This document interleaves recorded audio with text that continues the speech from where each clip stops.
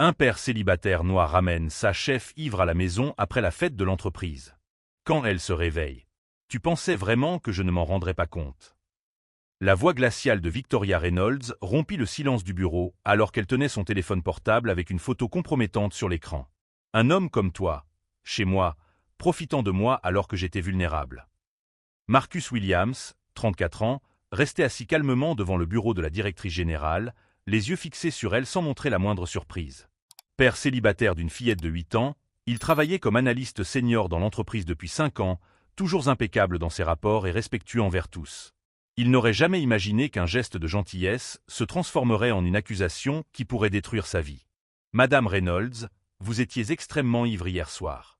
Je vous ai simplement raccompagné chez vous en toute sécurité, comme n'importe quelle personne décente l'aurait fait. Victoria rit avec dédain, ses yeux bleus brillants d'une froideur calculatrice. Ah, comme c'est pratique. Le gentil employé propose de raccompagner sa patronne ivre chez elle. Et ensuite, eh bien, nous savons tout ce que font les hommes comme vous quand ils pensent que personne ne les regarde. L'insinuation était claire et venimeuse. Marcus sentit son sang bouillir, mais il garda son sang-froid.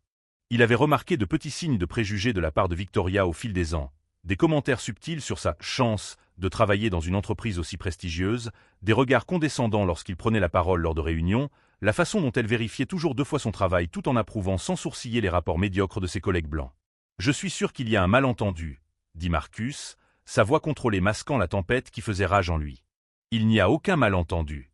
Vous avez envahi ma vie privée, vous m'avez mise dans une situation embarrassante et maintenant vous allez le payer. » Victoria se pencha en avant. « J'envisage de signaler cela comme du harcèlement sexuel. C'est votre parole contre la mienne, Marcus. Qui croiront-ils » Le silence pesait dans l'air comme une menace tangible. Marcus observa le visage de la femme qui contrôlait son avenir professionnel, remarquant comment elle savourait chaque mot, chaque instant de pouvoir sur lui. Elle n'avait aucune idée qu'il avait enregistré chaque seconde de la nuit précédente, depuis le moment où il l'avait trouvée en larmes dans les toilettes de l'entreprise jusqu'à ce qu'il la raccompagne chez elle, prenant soin de documenter chaque geste respectueux. « Et si je vous disais que j'ai la preuve qu'il ne s'est rien passé d'inapproprié » demanda Marcus doucement. Victoria éclata de rire. « Des preuves ? Quel genre de preuves un homme dans votre position pourrait-il avoir contre quelqu'un comme moi ?» Marcus se contenta de sourire, un sourire qui renfermait des années de patience, de stratégie et une intelligence que Victoria avait complètement sous-estimée. Il savait que ce moment finirait par arriver. Les gens comme elle révélaient toujours leur vraie nature lorsqu'ils se sentaient en position de force. Tandis que Victoria continuait à parler de conséquences et de licenciements, Marcus pensait à sa fille qu'il attendait à la maison, à l'injustice qu'elle subissait quotidiennement et au plan qu'il avait commencé à élaborer bien avant cette conversation. Si cette histoire de préjugés déguisés en pouvoir vous touche, n'oubliez pas de vous abonner à la chaîne, car ce que Victoria ignorait, c'est que Marcus avait passé des années à documenter chaque commentaire, chaque regard dédaigneux, chaque micro-agression, et qu'il avait enfin le déclencheur parfait pour exposer le vrai visage de la cadre la plus respectée de l'entreprise. Victoria n'a pas perdu de temps pour diffuser sa version des faits. Le lundi suivant, Marcus est arrivé au bureau et a été accueilli par des regards étranges, des chuchotements étouffés et une atmosphère glaciale qui n'existait pas le vendredi précédent. Elle avait semé les graines du doute avec une précision chirurgicale. « Marcus, nous devons parler », lui dit Jennifer, du service des ressources humaines, en apparaissant dans son box avant même qu'il ait allumé son ordinateur. « Il y a eu une plainte officielle contre vous. » En traversant le couloir, Marcus remarqua que ses collègues détournaient le regard, comme s'il était atteint d'une maladie contagieuse. Victoria avait bien choisi ses mots. Jamais d'accusations directes qui pourraient être facilement réfutées, mais des insinuations suffisamment graves pour ternir irréversiblement sa réputation. Dans la salle des ressources humaines, il trouva Victoria assise comme une reine sur son trône, flanquée de 2 avocats de l'entreprise. Son sourire était prédateur, plein de la confiance de quelqu'un qui n'avait jamais perdu une bataille corporative. « Monsieur Williams », commença Jennifer, mal à l'aise, « Madame Reynolds affirme que vous vous êtes comporté de manière inappropriée lorsque vous l'avez raccompagnée chez elle après la fête d'entreprise. Elle a des photos compromettantes qui… » « Quelles photos ?»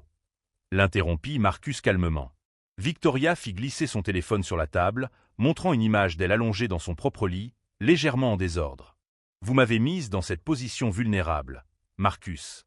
Un homme seul avec une femme sans défense. » Marcus regarda la photo avec un intérêt clinique. « Intéressant.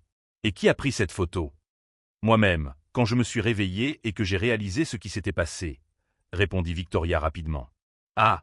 dit Marcus en prenant mentalement note. Premier mensonge documenté. Ce que Victoria ignorait, c'est que Marcus avait grandi dans le système d'aide sociale après la mort de sa mère, lorsqu'il avait 12 ans. 5 années passées dans des foyers d'accueil dysfonctionnels lui avaient appris à tout documenter, à se méfier des autorités et à toujours avoir un plan de fuite. Plus tard, après avoir servi 4 ans dans l'armée avant d'utiliser ses avantages pour payer ses études, il avait appris la stratégie, la patience et l'importance de connaître parfaitement son ennemi avant d'attaquer. Aujourd'hui, en tant que père célibataire de Maya, une brillante fillette de 8 ans qui était sa raison de vivre, Marcus avait perfectionné l'art d'anticiper les problèmes et de s'en protéger. Surtout dans le monde de l'entreprise, où les hommes noirs étaient souvent les premiers à être sacrifiés lorsque quelque chose tournait mal. « Monsieur Williams, continua Jennifer, vous comprenez la gravité de la situation? Nous parlons d'une possible suspension sans salaire pendant l'enquête. » « Bien sûr, » répondit Marcus. « Et je suppose que la parole de Madame Reynolds est plus crédible que la mienne ?» Victoria se pencha en avant, les yeux brillants de malice. « Marcus, vous êtes un bon employé, vous l'avez toujours été. Mais les hommes dans votre situation ont parfois du mal à comprendre les limites à ne pas franchir lorsqu'ils sont en présence de femmes qui réussissent. C'est compréhensible, vraiment. » La condescendance dans sa voix était comme une gifle. Marcus ressentit cette sensation familière, la même que lorsqu'il entendait les assistants sociaux parler des « gens comme lui », lorsque ses supérieurs dans l'armée remettaient en question ses capacités de commandement, lorsque ses professeurs d'université exprimaient leur « surprise » face à ses bonnes notes. « Situation » répéta Marcus doucement. « Eh bien, vous savez, père célibataire, venant d'où vous venez, travaillant ici grâce à notre bonne volonté. Parfois, les frontières sont floues quand il y a des différences de statut importantes. » Le silence dans la salle était assourdissant. Jennifer semblait mal à l'aise, mais les avocats restaient impassibles.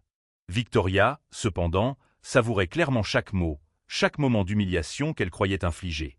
Marcus pensa à Maya, qui lui avait demandé ce matin-là pourquoi il semblait inquiet. « Papa, ça va? Tu dis toujours que les gens bien finissent par gagner. » Il avait souri et promis que oui, que les gens bien s'en sortaient toujours. « Madame Reynolds, » dit finalement Marcus, « puis-je vous poser une question? Le soir de la fête, vous avez mentionné votre ancienne assistante, Sarah Chen.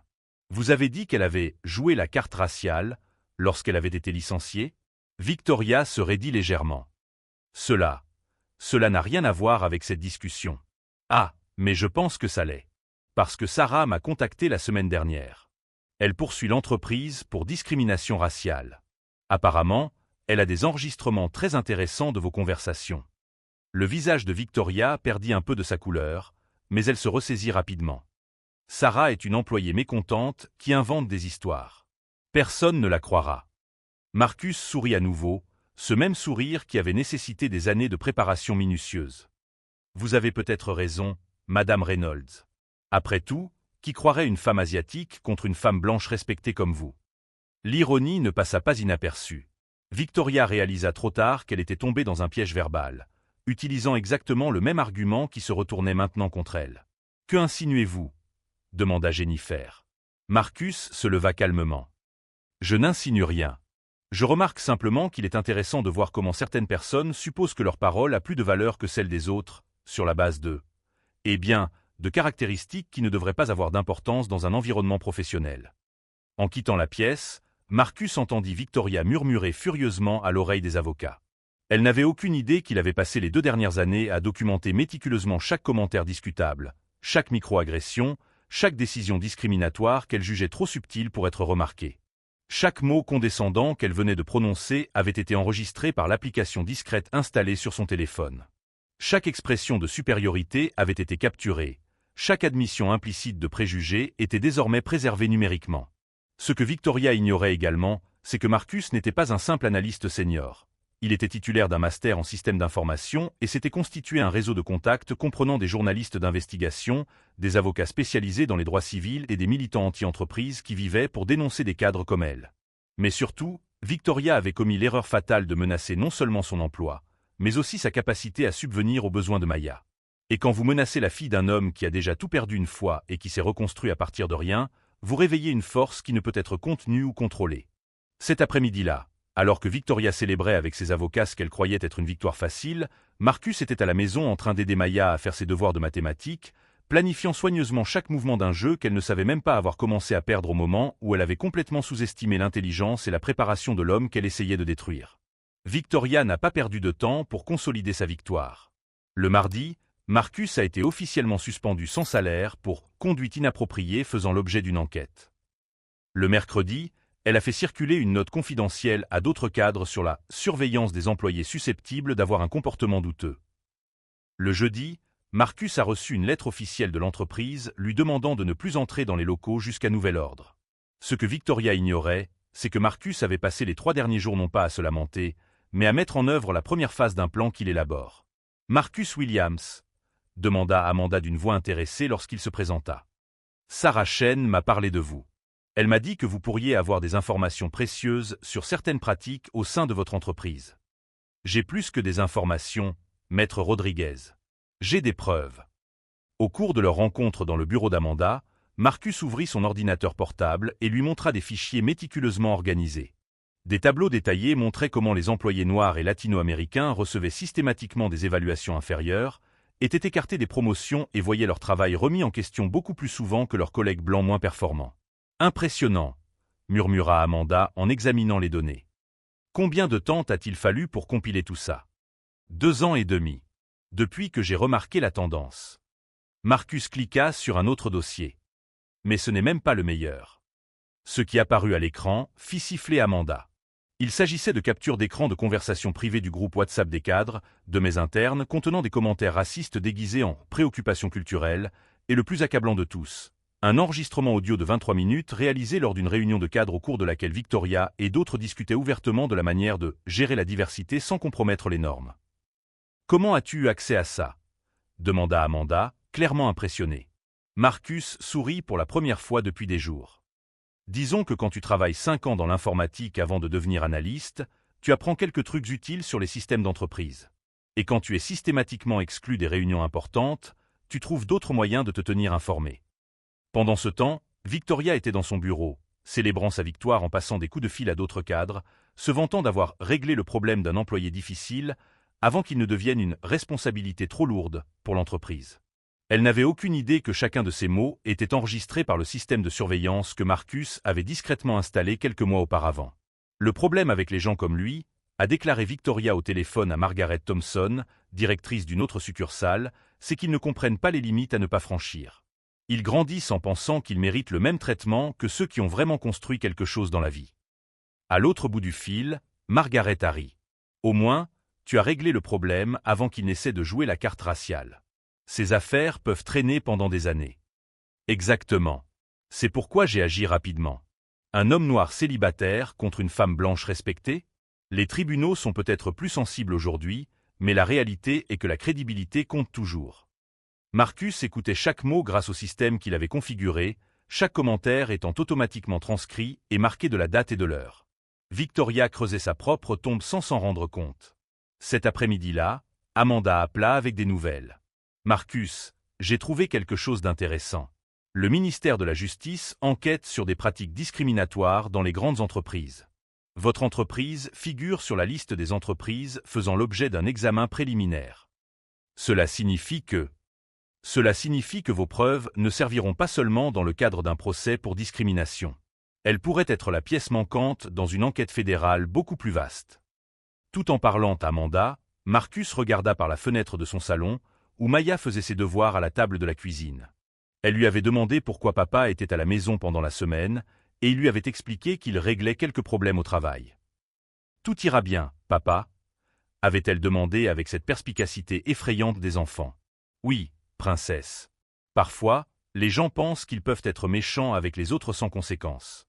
Mais la vérité finit toujours par éclater. » Maya avait souri et s'était remise à ses exercices de mathématiques, confiante dans la promesse de son père. Cette confiance alimentait la détermination farouche de Marcus.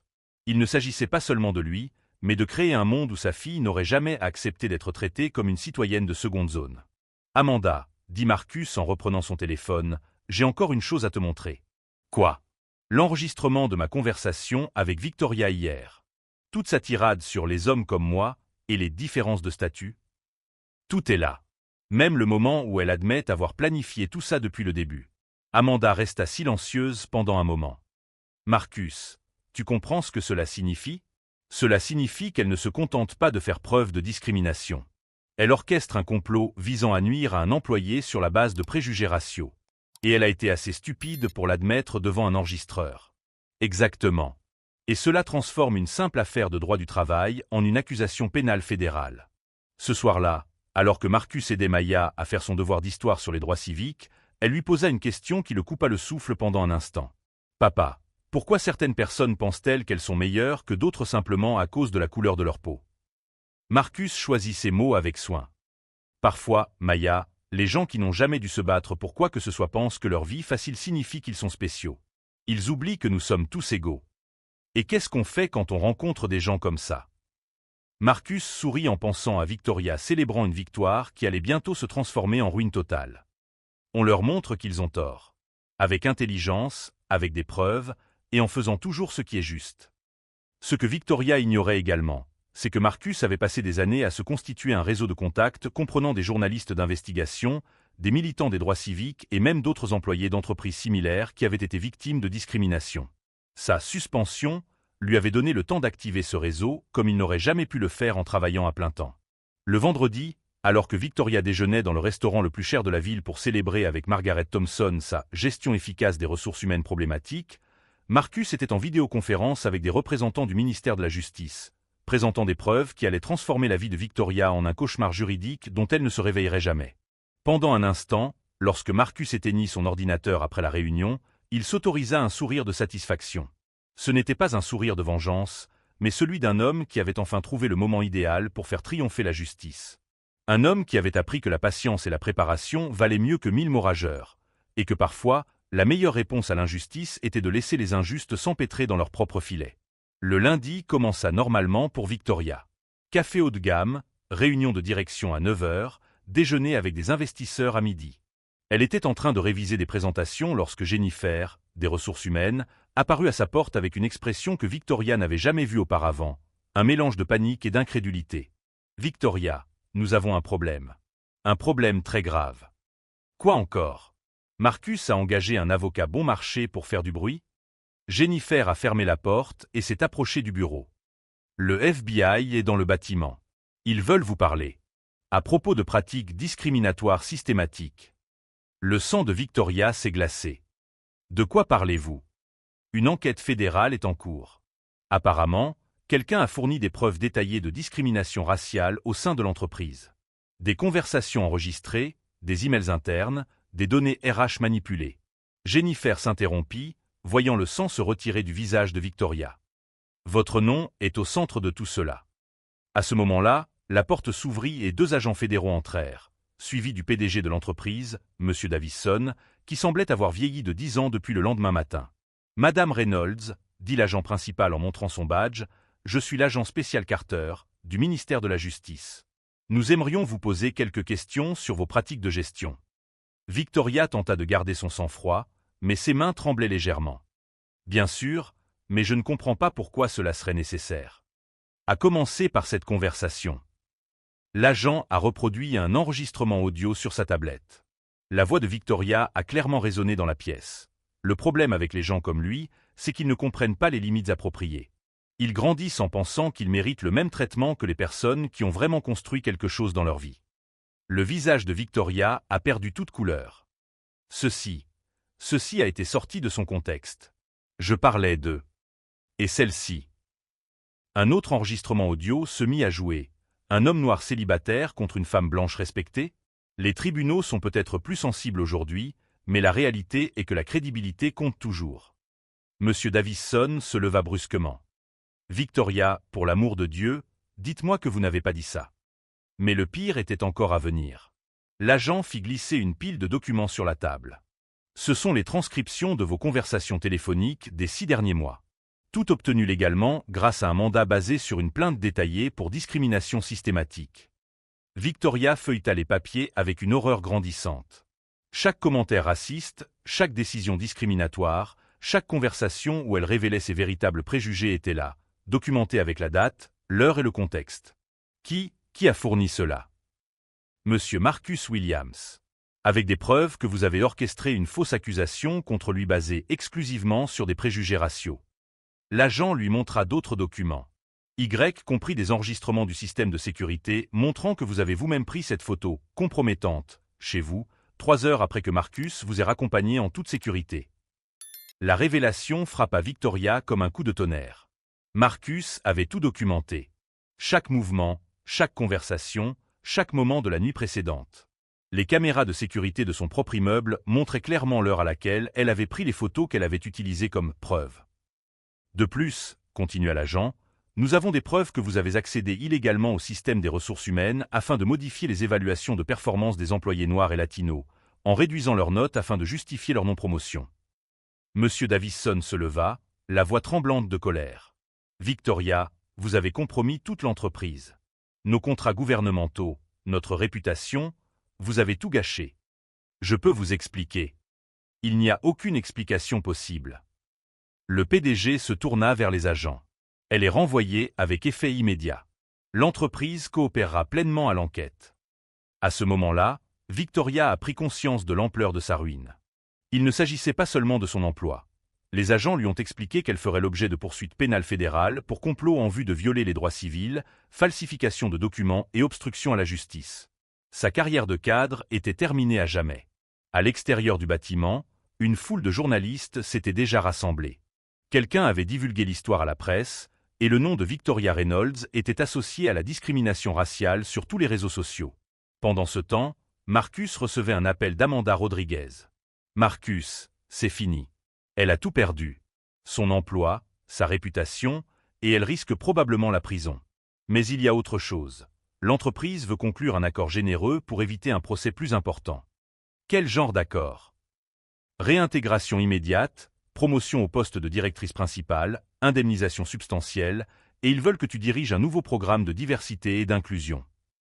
Marcus regarda par la fenêtre, où Maya jouait dans le jardin, sans savoir que leur vie était sur le point de changer complètement. Et Victoria. Victoria Reynolds ne travaillera plus jamais dans une grande entreprise. Le scandale est désormais national. Elle est devenue le symbole de tout ce qui ne va pas dans le monde de l'entreprise. Lorsque Maya entra en courant, demandant si papa était content parce qu'il souriait, Marcus la souleva dans ses bras. « Oui, princesse. Justice a été faite. » Ce que Victoria allait découvrir dans les heures suivantes, c'est que Marcus avait passé des années à rassembler non seulement des preuves, mais aussi un réseau d'alliés comprenant d'autres employés victimes de discrimination, des journalistes d'investigation et même quelques cadres progressistes au sein de l'entreprise elle-même, qui en avaient assez des gens comme elle. Elle avait complètement sous-estimé non seulement son intelligence, mais aussi sa patience, sa préparation et sa profonde compréhension du fonctionnement réel du système. Marcus n'avait jamais cherché à se venger, il avait cherché à obtenir justice, et la différence entre les deux était désormais flagrante. Alors que Victoria emballait ses effets personnels sous le regard des agents de sécurité, une question résonnait dans son esprit. Comment un simple analyste avait-il pu orchestrer sa destruction de manière aussi complète? La réponse lui parvint le lendemain, lorsqu'elle découvrit que ce simple analyste était devenu le nouveau directeur de la diversité de l'entreprise, avec un budget de plusieurs millions de dollars pour veiller à ce que des cas comme le sien ne se reproduisent plus jamais. 6 mois plus tard, Marcus Williams s'était assis dans son nouveau bureau au 22e étage, avec une vue panoramique sur la ville, en train de passer en revue les rapports du programme de diversité qu'il dirigeait désormais. En tant que directeur de l'inclusion et de la diversité de l'entreprise, il supervisait un budget annuel de 3 millions de dollars et une équipe de 15 personnes chargées de veiller à ce que des cas comme celui de Victoria ne se reproduisent plus jamais. L'ironie était délicieuse.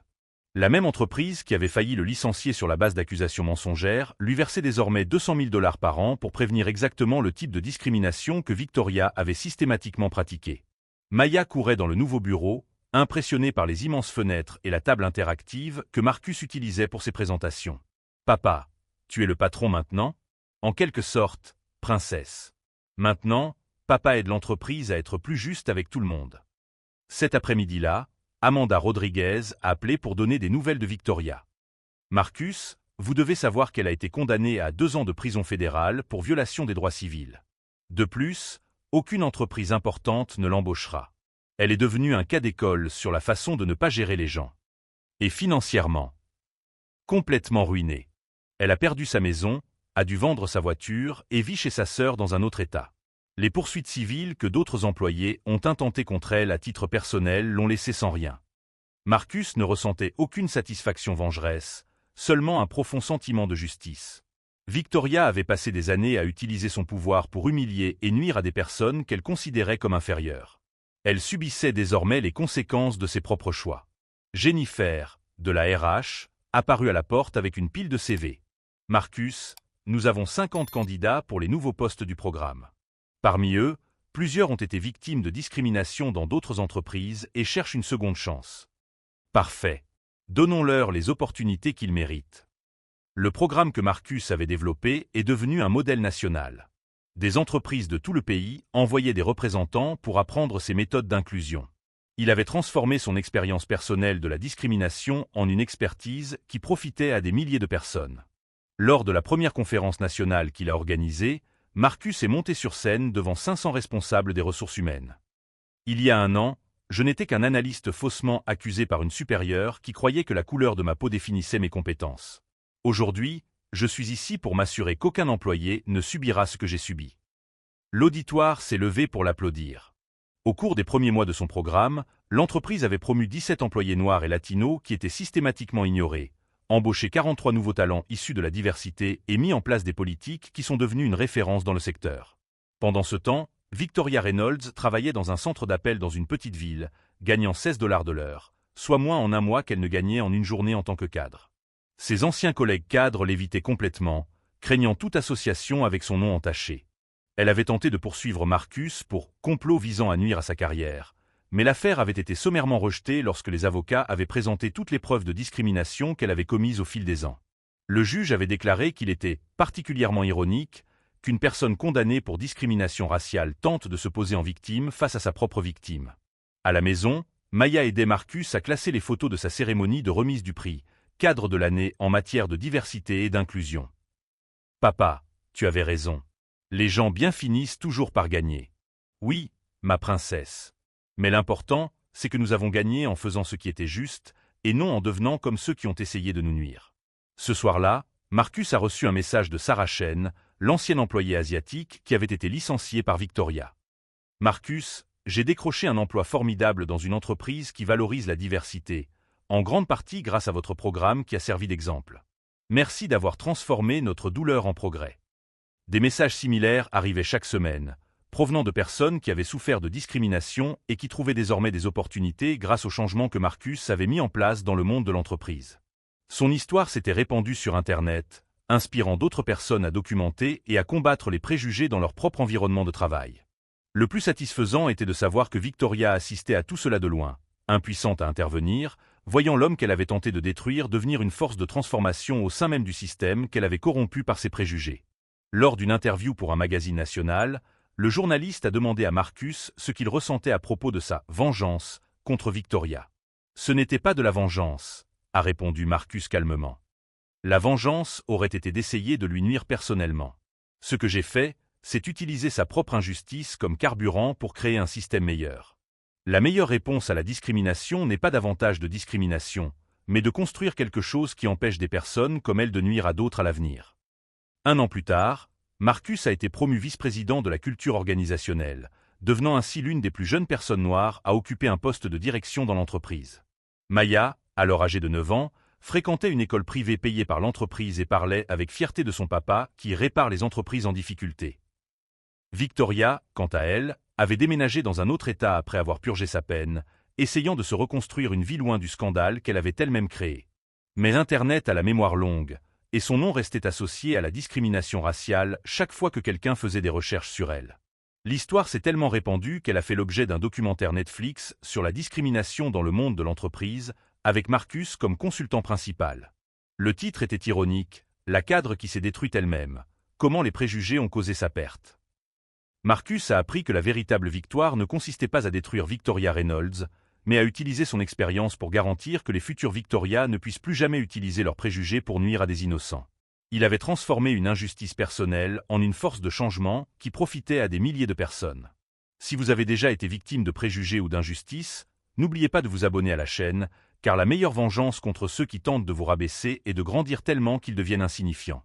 Marcus a prouvé que lorsque vous combattez l'ignorance avec intelligence, la patience avec stratégie et l'injustice avec excellence, vous ne gagnez pas seulement, Vous transformez le monde qui vous entoure pour le mieux.